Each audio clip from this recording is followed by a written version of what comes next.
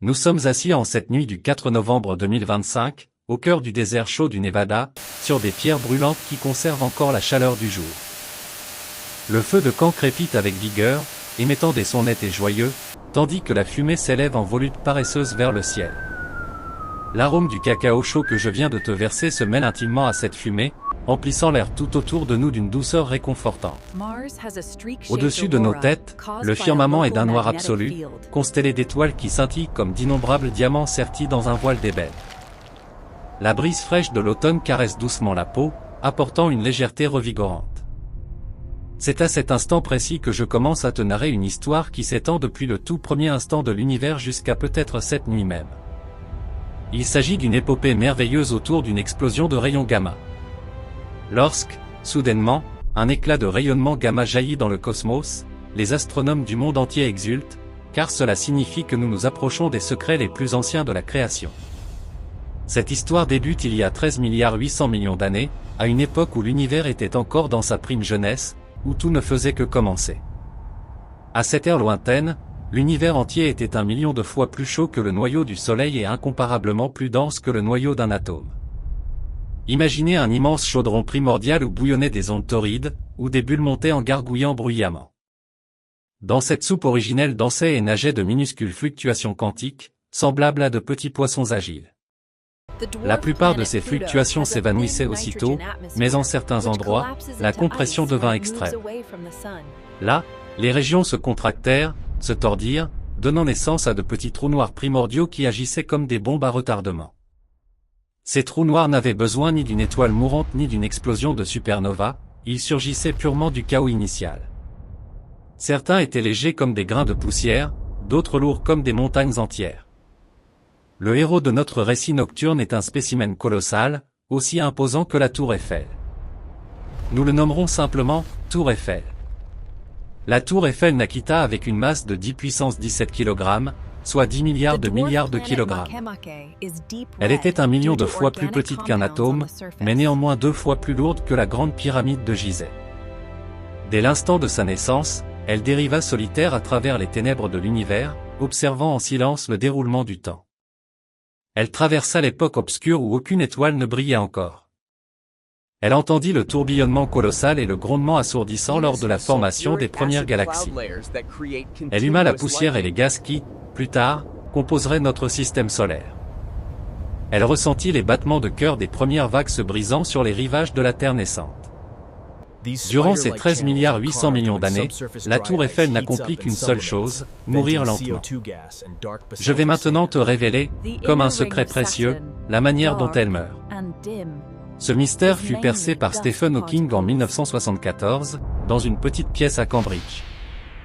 L'air y était saturé de fumée de tabac, et le cliquetis des touches d'un ordinateur résonnait dans la chambre. Hawking murmura doucement que les trous noirs ne sont jamais totalement noirs. À la périphérie d'un trou noir existe une frontière invisible nommée horizon des événements.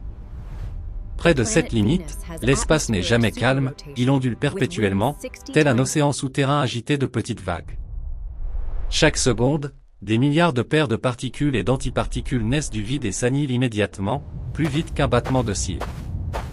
Ce crépitement incessant, qui résonne depuis le Big Bang à travers l'univers entier, est bien trop ténu pour que nous puissions l'entendre. La tour Eiffel joua un tour astucieux, lorsqu'une paire surgit, une particule reste à l'extérieur de la frontière tandis que l'autre tombe à l'intérieur. En une fraction infinitésimale de seconde 0,000001 seconde, la particule interne est engloutie, et l'externe s'envole seul, telle une flèche de lumière. De loin, cela donne l'impression qu'un halo violet-bleu émane du trou noir. C'est la radiation de Hawking, cette lumière née des ténèbres. À chaque particule qui s'échappe, la tour Eiffel perd un peu de masse. La perte de masse entraîne une perte d'énergie, et ainsi elle rapetisse inexorablement. Tout le processus ressemble à une chandelle qui brûle à l'envers, la flamme jaillit des ténèbres, et les ténèbres elles-mêmes fondent dans la flamme. Hawking formula une équation simple que quiconque peut retenir, la température d'un trou noir est inversement proportionnelle à sa masse. La formule s'écrit ainsi, température égale constante de Planck multipliée par la vitesse de la lumière élevée au cube, divisé par 8π multiplié par la constante gravitationnelle multipliée par la constante de Boltzmann multipliée par la masse. Du fait de sa masse colossale, comparable à celle d'une montagne, la température de la tour Eiffel est extrême, 12 milliards de degrés, soit 800 fois plus chaud que le noyau du Soleil. Elle émet une lumière invisible à l'œil nu, mais parfaitement discernible avec un télescope à rayons gamma.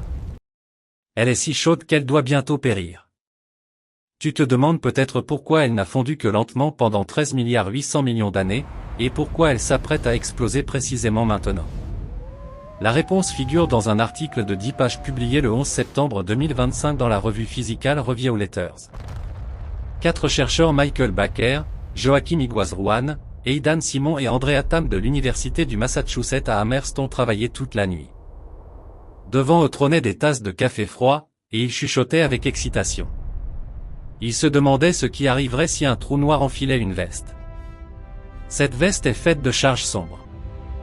Dans le monde ordinaire, il existe des charges positives et négatives, mais dans la matière noire, qui représente 85% de la masse de l'univers, il y a aussi des charges sombres, des électrons sombres lourds et des photons sombres silencieux. Dès sa naissance, la tour Eiffel portait une épaisse veste de charges sombres. Cette couche isolante parfaite bloquait presque toute la radiation de Hawking. Voilà pourquoi la tour Eiffel ne fondit pas, mais se figea dans le temps. Des milliards d'années passèrent sans qu'elle perde un seul gramme. Mais aucune veste ne dure éternellement. Au cours des derniers millénaires, les fils de la veste se sont défaits. La charge sombre s'est détachée petit à petit, l'isolation s'est amincie, et la radiation de Hawking a ressurgi comme un incendie de forêt. Désormais, la tour Eiffel brûle de mille feux et rétrécit à une vitesse fulgurante. En quelques jours, heures ou secondes, elle disparaîtra dans une explosion de rayons gamma équivalente à la puissance de milliards de bombes atomiques. L'explosion ne durera qu'un millième de seconde. Pas d'auréole résiduelle, pas de rayons X, pas de poussière, seulement un faisceau de lumière pure fendant la nuit. Cette nuit du 4 novembre 2025, la tour Eiffel où l'un de ses frères se trouve, avec 90% de probabilité, à seulement un tiers d'année-lumière du Soleil. Elle pourrait se tenir exactement entre nous et l'étoile voisine Proxima du Centaure, traverser le nuage d'Oort, ou filer entre Mars et Jupiter. Nous l'observons déjà. Le satellite Fermi orbite silencieusement autour de la Terre, braquant ses yeux gamma sur le ciel. Dans le désert mexicain, le réseau Hawk déploie d'immenses cuves d'eau qui miroitent sous la lumière stellaire. Sur le haut plateau tibétain, l'Azo attend dans le vent glacial et la neige fine. Des milliers de détecteurs guettent les photons. La prochaine génération de télescopes Cherenkov sera 10 fois plus sensible, balayant de 20 gigaélectronvolts à 300 teraélectronvolts. Ils captureront la dernière particule de l'explosion. Cette année, tout a basculé de façon spectaculaire. En février 2025, le détecteur KM3net, immergé sous la Méditerranée, a capturé un neutrino suspect de 220 pétaélectronvolts. Les chercheurs du MIT ont crié, cela pourrait être le dernier souffle de la tour Eiffel. Si c'est exact, IceCube au pôle sud aurait dû enregistrer 100 neutrinos, et l'Azo, 14 heures plus tôt, des billions de photons gamma. Les données sont scrutées seconde après seconde. En mai, 2 articles parurent simultanément, des trous noirs primordiaux pourraient expliquer le neutrino de KM3net.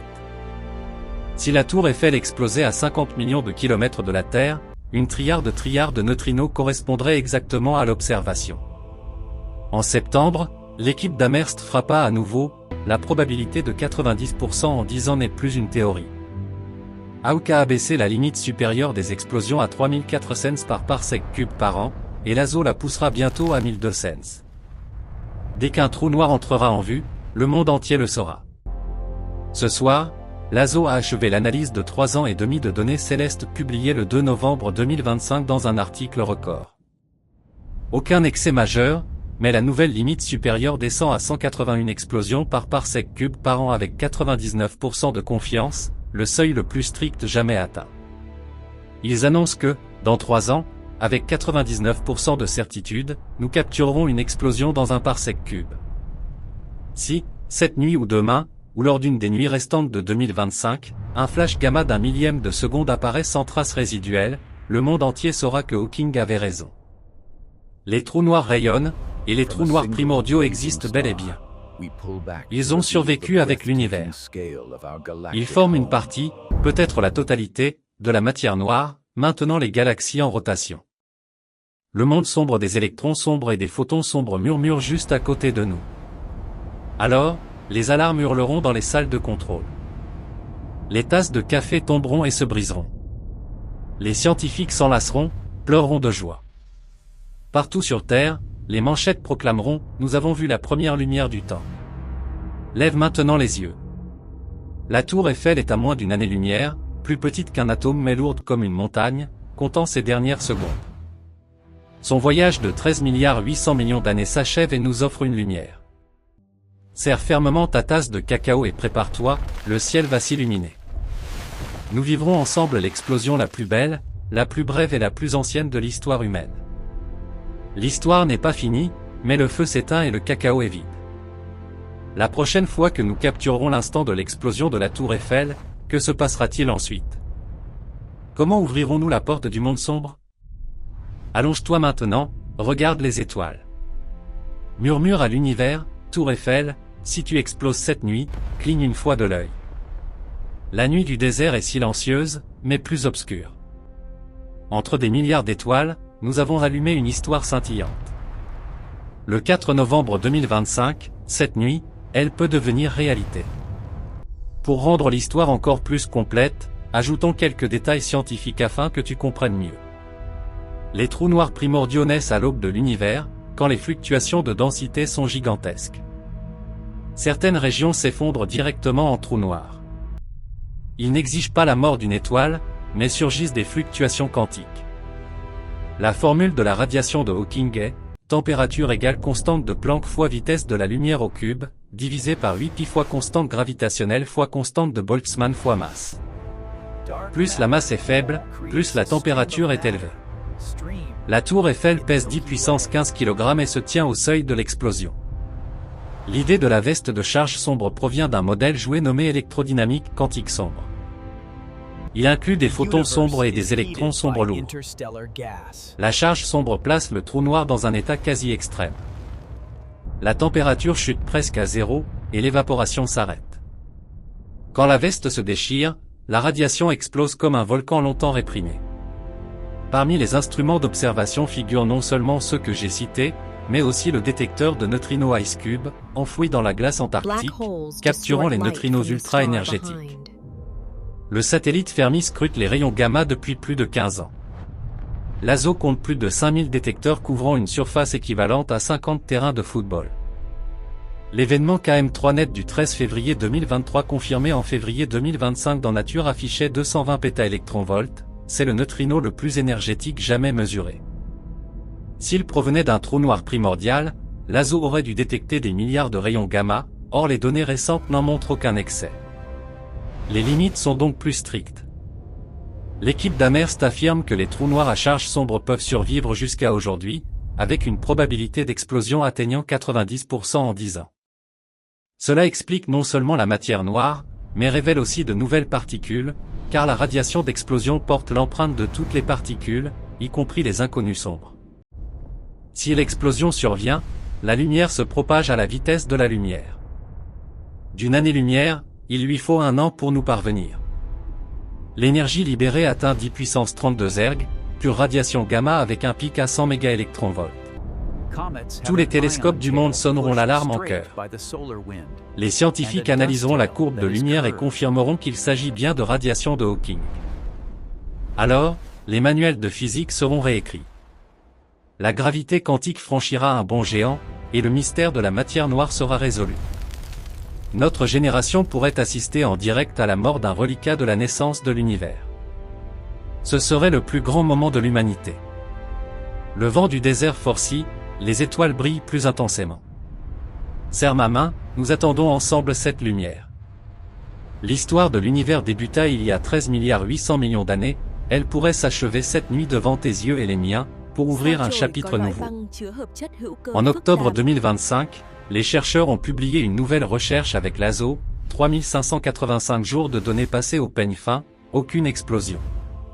La limite supérieure est désormais de 181 explosions par parsec cube par an avec 99% de confiance, le record absolu. Parallèlement, l'équipe KM3net a confirmé dans Nature que le neutrino mesurait bien 220 pétaélectronvolts et provenait du cosmos. C'est la particule neutrino la plus énergétique jamais détectée. Nombreux sont les chercheurs qui débattent, pourrait-il provenir d'un trou noir en explosion? Pourtant, l'ASO aurait dû voir des milliards de rayons gamma. Rien n'apparaît, donc la distance doit dépasser 50 millions de kilomètres. La probabilité d'une explosion proche augmente néanmoins. Le nouveau modèle de charge sombre rend les trous noirs plus stables, prolonge leur vie. Ainsi, ils s'accumulent davantage, et la chance qu'un explose maintenant est plus grande que jamais. Dans les années à venir démarreront de nouveaux télescopes, comme le Cherenkov télescope Array, 100 fois plus sensible. Il balayera le ciel en temps réel et enverra des alertes à tous les observatoires du monde. Quand le flash surviendra, nous le verrons tous ensemble. Alors, nous saurons enfin combien de particules existent vraiment, et s'il y a un monde sombre à nos côtés. Les étoiles scintillent plus fort que jamais. Le cacao réchauffe nos mains. Nous sommes prêts. La nuit est longue, et l'univers continue de nous conter son histoire.